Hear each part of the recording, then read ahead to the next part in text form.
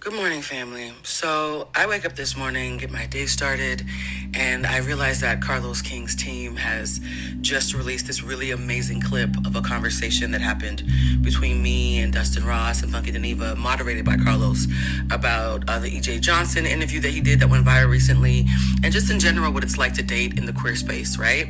What is it like to date as an LGBTQ plus person?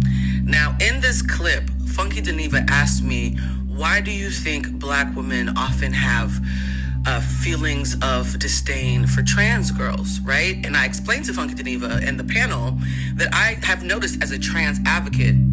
Pause, you hear that? I'm a trans advocate. As someone who is an ally to the trans community, I have experienced myself that black women are among some of the hardest people to convince to let go of internalized transphobia.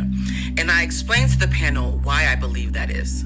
Break down the disconnect between black women and trans women. Talk to us about that. School us a little bit. Yeah, and this is so interesting. I feel like the gay anthropologist here. But here's the thing: I want my community to love on each other, and so we have to call a thing by its name before we can. We all do. Yes, I agree with Call the that. thing by its name. A large part of this, and this is something that a lot of women, they don't have the language to say, but when I say something, they're like, "Oh snap, you're right." Black women are at the very, very bottom of the proverbial food chain, right? Mm-hmm. Black men, depending on the metrics, are sometimes next to us or way above us. Mm-hmm. When it is based on gender, they're right next to white men. They're second place. Mm-hmm. When it's based on race, they come back down to us and white women take second place. So black men and white women, they switch places taking second.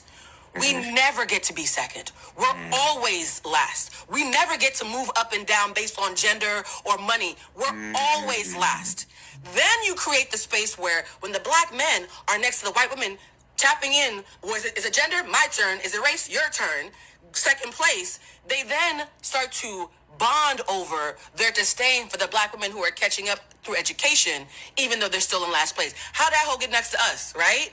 Mm-hmm. Then you create this thing that happens where a lot of black men now try to look for as a status symbol, well, if I want to beat this white man, the thing I can do is take his bitch. Mm-hmm. So a lot of black men have started to exalted white women with our body parts as our replacement because I get to have the look and feel of a black woman, but I get to spite the white man that I'm subconsciously still arguing with for first place, right? Mm-hmm. So now there's this interesting dance of everybody's dancing around second and first, we still in last place. So now we have to share space now, sometimes conditionally, with white presenting black women who, because of racial identity being ambiguous, have the curly hair and the white phenotypes, but because they're 3% white like Mary from Sinners, we gotta call her a black woman even though she ain't done none of the shit that we've had to go through, right? So black women are already tired from the word black woman being diluted with whiteness because of white supremacy. Mm-hmm. And then you add a trans girl who had the privilege of being a man in society's eyes before she made peace with being trans. And in our minds, subconsciously, we're thinking, everybody gets to run up and down but us. And there's a fatigue there that makes it hard to be hospitable because you're saying you're a woman, but you got to be a nigga for about 27 years first. I didn't even get that. And I'm already sharing space with the white bitch because she got a curl pattern, right? Like, I'm tired. When do y'all just get to admit that this thing, this cis het black woman thing, this racially unambiguous black woman thing, only I have truly experienced it like this? Now, here's the thing, though. I have been an emotional intelligence coach for almost 20 years now. It is my job as a coach to understand the pain that informs people's decisions and their fear-based reactions. Just because I eloquently explained why black women find themselves being transphobic does not mean I agree with it. Just because I can understand how you got there does not mean I condone it. And so when I went in the comments and people were saying things like, oh, this is exactly what Just With The Mess was trying to say. No, it's not.